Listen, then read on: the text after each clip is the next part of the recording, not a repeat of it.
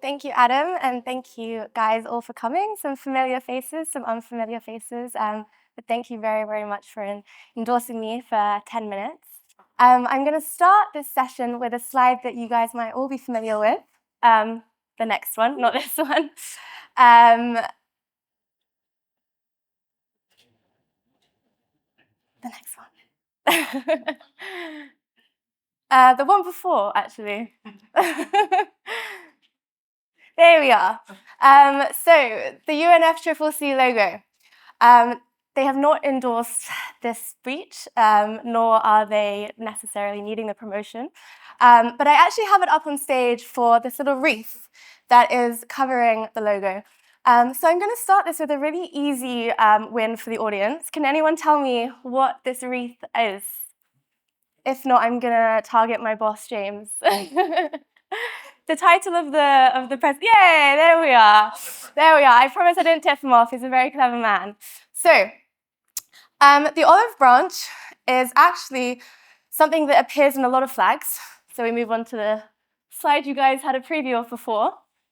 So here we have, and I'm hoping I get this right, we've got Eritrea, El Salvador, we have Guatemala, Cyprus, and the coat of arms of Malta, the coat of arms of Fiji, just as examples. I got a nod from the audience for confirmation that was right. Examples of flags that have olives on them. I think there's about 20 flags, country flags that have olives, and many more coats of arms. It exists in art, in literature, in religious texts, and I didn't really think about olives and the symbolism in the context of climate until I read this book recently. And I've got a quote of the book up on stage. It's called The Beekeeper of Sinjar, and it's set in Iraq. And the quote goes, "In the old days, people in my village used to plant olive trees, despite the fact that olive trees take a long time to bear fruit, sometimes even longer than the lifespan of the planter. That's why they say the olive grower isn't selfish. Whoever plants a tree knows in advance that its yield won't belong to him." Now, if my surname wasn't a bit of a giveaway, I'm actually half Arabic. And I wanted to speak to my dad about this concept of the olive tree and the symbolism because we, our family in Iraq, have this tradition that when you're born, someone in the family plants an olive tree for you. And the idea is that as you get older, you will be able to then sort of reap the benefits of this olive tree, and the tradition goes on and goes so forth. This is a photo of our olive field in Iraq. My sister and my tree is there somewhere. I'm not quite sure which one we've claimed. And I wanted to ask my dad kind of where this tradition came from. And while I would struggle to own a shoebox in London, apparently my great-great-grandfather owned a lot of land in Iraq. One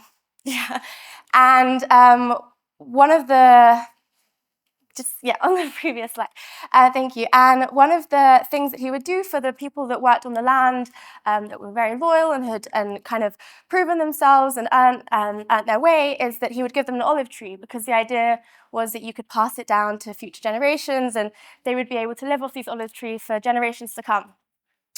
And so I thought today, I know a lot of you in this room have a lot of expertise. I'm sure your CV and your LinkedIn is very impressive. But I thought today, one thing I could teach you was how to be a good olive farmer. So I made a little kind of olive farmer checklist on the next page. Thank you. There we are. Okay, so very simple metrics that I've laid out. So firstly, we have good intentions. So not just for personal gain. Olives are a staple food and vital part of the local economies. Knowledge. In order to cultivate an olive tree and for it to sort of endure to the point that it's able to bear olives, you need to understand the climate, soil, and care for these olives in order for them to grow effectively. We then have resources. So although good intention and knowledge is important, you also need management and resources, so water, tool, labor, and land. And lastly, as we learned in the quote, you need forward thinking. So it requires a vision that extends well beyond the lifespan of the person who plants them. So as I was growing up, I used to babysit a lot, and I learned that the most important part and the easiest way to learn is through storytelling. So I thought I would teach you guys how to be olive farmers through storytelling. And these are actually examples of people who have come very, very close to being good olive farmers, but not quite. So my first story takes place last summer. I was very, very fortunate to be selected as a Peace Boat scholar. And for those of you that don't know about Peace Boat, it effectively started after the war when someone from Japan and his friends basically decided that there was misinformation about what happened in the war. And they literally decided to get on a boat and travel to different corners of the world and gather information, bring it back to Japan and put it in textbooks to educate and inform and fill in gaps of knowledge of people in Japan.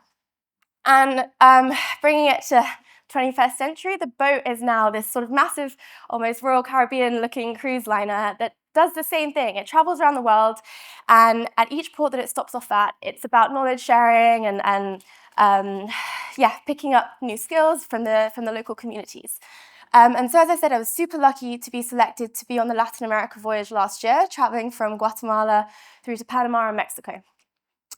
And one of my favorite days actually during the voyage was when we were in Puerto Quetzal in Guatemala, and we did an amazing turtle conservation project, and it was just really fantastic. This is us going through the mangroves, and this is us monitoring the health of the greenstone turtles in the area.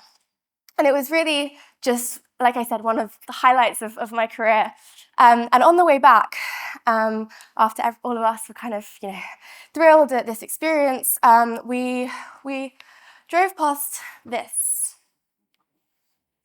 And I said to the local partner, so the Sustainable Ocean Alliance partner in Guatemala, I said to them, this is, it's such a shame that we're pulling hooks and straws out of these turtles, and we're doing all these, amazing efforts, but that this rubbish is washed up from the sea into these coastlines, and then they're completely ruining them, and of course affecting the biodiversity as a result. And they actually said to me, the people on this island have been intentionally putting this rubbish out in an attempt to defend their coastlines against coastal erosion. We had Evian bottles, Listerine bottles, and I'm not a coastal or oral expert scientist, but I do know that Listerine does not protect against coastal erosion, but they didn't. And so a huge thing here was that they were so desperate to protect their coastline that they were actually the ones that were contributing to its demise. So let's judge them. I don't want to fall off the stage here, but let's judge them against the metrics. So good intentions. Their intention was to protect their community and their coastlines against coastal erosion. Knowledge, non-existent. They didn't quite understand that what they were doing was harming their coastlines instead of helping them. Resources, they lacked. If they had coastal barriers, if they had infrastructure in place, they wouldn't need to put Evian bottles in its place. And forward thinking. They didn't have the liberty of forward thinking. They were just thinking about protecting their communities, their kids, in the current present day, and they weren't thinking about how putting that rubbish out on the coastline would actually impact their family for generations to come. So that's story number one. Story number two takes us to Kerala, India. Now, I've not been fortunate enough to go to India myself, but I was in Dubai last year at COP, and I was fortunate enough to be on a bus, as is the random nature of COP, with the special envoy. He is the Human Rights Climate UN Rapporteur, Ian Fry. And every year, the special rapporteur does 2 country visits. And last year, one of his country visits was in Kerala, India. And he told me that there's this community in India where the women used to farm off the land, and they used to have agricultural livelihoods. And because of the rising water temperature, right, sneak preview there, the rising water levels, they've had to adapt their practices, and they've had to resort to fishing. Now, this seems fine, but because these women are spending hours upon hours a day, sometimes 8 to 12 hours, waist deep in salt water, they've developed gynecological issues, which has meant that many of them can't bear children, and as a result, their husbands are leaving them because they're not doing the function that society in this village has set them up to deliver. So a very different story to the previous one, and something that I had never even thought about in terms of the impacts of climate change relating to women's health. So this was a little bit of a different, difficult metric to actually put together because I've not met these women. I know their intentions are good. I know that the idea was that they were trying to adapt, they were trying to provide for their families. And Ian tells me that they now understand, so they have the knowledge, they understand what they're doing is impacting their health and impacting kind of their social standing as a result. But they do not have the resources, and they, again, don't have the liberty of forward thinking. They don't have the choice to have any other livelihoods. So I go on to my final story. As is the nature of my job, I'm very fortunate to work for an organization that lets you work remotely. And I was recently in Morocco, actually maybe 2 months ago. And we had a Sahara desert trip planned. And the day before we were about to leave, there was more rain in one night than there usually is in the whole year in the desert. So all the roads were blocked and loads of the tours were cancelled. But our driver managed to find an alternative route, and we turned up to the desert, to this scene, actually. And as you can imagine, for us, it was incredible. Being able to swim in the Sahara, not many people can say that. But I was fortunate enough to be one of those people. And here is a Guardian article on that exact situation. But it was very bittersweet because while we were excited in the moment, and while the Berber, so the indigenous Moroccan people from the Sahara Desert, were equally very excited, I could understand that this freak event was not a one-off and not a good thing in the long run. So I was speaking to the Berber farmers and kind of asking them about why they were so enthused by the situation. And if you guys know anything about the desert, water is a very, very limited, but obviously valuable life source. And so for them, these changing in weather events is a very, very exciting thing. They have, they will then have changes in their kind of how their agriculture develops and how their livestock, and also they won't have to go so far to collect water for them to drink. It's a very good thing. But for me, it's an interesting case study because if we take a look at this is a video I took.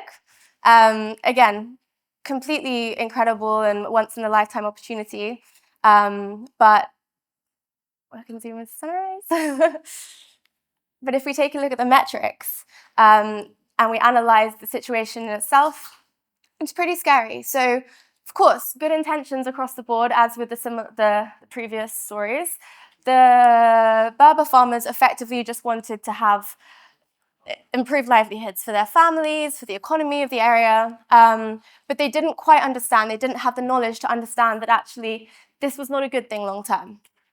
They also didn't have the resources, because if they had access to water, if they had access to all these things, these freak events would be more concerning for them. And they certainly didn't have forward thinking. They were really excited for more rain to hopefully come to the desert, and didn't quite understand the implications that these freak weather events would have long term. So we can have a little overview here of the 3 case studies. As you can see, good intentions across the board, which is kind of the common theme of a lot of these stories, and also a lot of the reasons that everyone here is in the room. Everyone has good intentions. But without the knowledge, without the resources, and without the forward thinking, you end up with this situation. So I'm sure a lot of you remember the fires in Greece about 3 years ago. And this is a photo of a 2,500-year-old olive tree, which was an enduring symbol of peace and resilience and continuity, that burned down. And this is a photo of our olive plot in Iraq. It's a vast contrast to the initial green photo that I showed you, and there's not a single olive left on any of the trees. So for my sister and I, who had never gone to Iraq and were really excited to one day eat from these branches, this is no longer the case. It's no longer possible, and as you know, olives take a long time to grow. So if we want to invest, then it's up to us. So I bring us back to this quote that I showed you guys at the beginning, to reflect the fact that although the olive trees and the damage that's happened to them is irreversible, and although, like I said, my sister and I will never be able to eat from those olive trees, we do have the power to be a new generation of olive farmers. And so I really hope if you can take away anything from this lesson and from the kind of failed lessons from the case studies that I showed you, it's that with knowledge, with good intentions, with forward thinking, and with resources, applying all of those in the context of COP, in the context of your day-to-day lives, will hopefully be able to make something lasting. So I'm just going to leave you with this quote. I don't need to say any more, but it's just something to keep in mind for your next 2 weeks at COP. And thank you. Thank you guys so much for coming.